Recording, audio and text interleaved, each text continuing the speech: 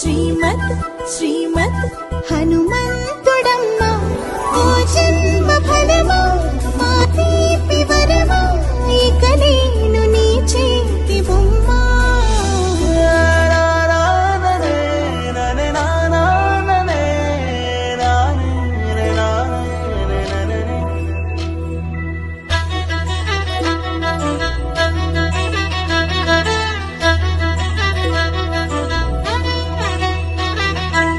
బుడి అడుగుల బుడతావు అంటూ పొగడాలి ఈ లోకమంతా